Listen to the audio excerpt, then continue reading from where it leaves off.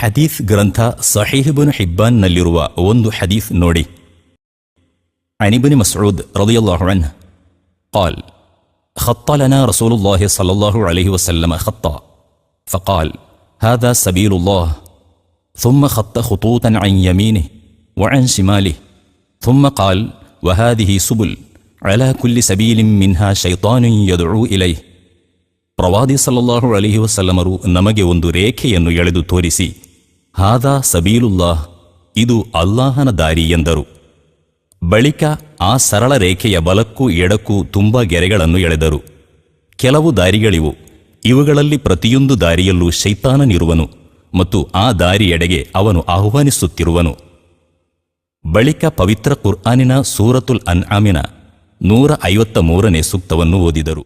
وأن هذا صراطي مستقيما فاتبعوه